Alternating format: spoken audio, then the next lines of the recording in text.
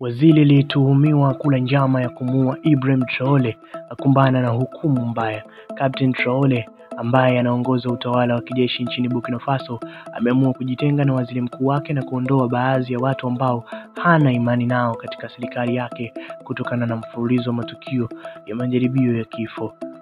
Apollinaire Guillaume Ntambara ambaye alikuwa waziri mkuu mara 2 mfululizo amefukuzwa katika nafasi hiyo kutokana na kile kinachodaiwa msaliti wa kula njama ya kutaka kumuua Ibrahim Traore katika jaribio la sumu ambayo aliwekewa kwenye chakula Ikulu.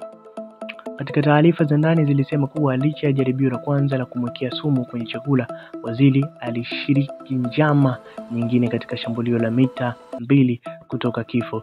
Cha ajabu, licha ya kumtambua Ibrahim Traore, hakutaka kuweka wazi sababu iliyomfanya amtumbue, kwa sababu endapo angesema kuwa waziri mkuu amehusika katika jaribio la kumuua Traore, basi raia wangegeuza taharuki na maisha ya waziri yangekuwa hatarini, jambo ambalo hakutaka litokee kwa haraka.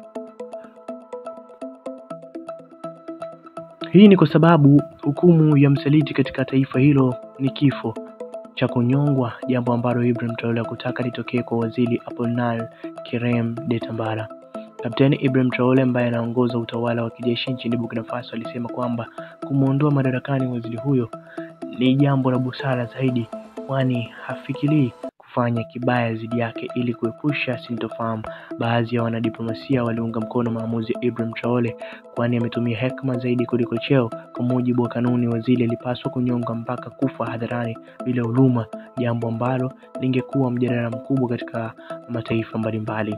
Lakini pia baadhi ya wadau wamelaani vikali tukio hili la usaliti ambalo linafanywa na baadhi ya viongozi katika mataifa ya Kiafrika.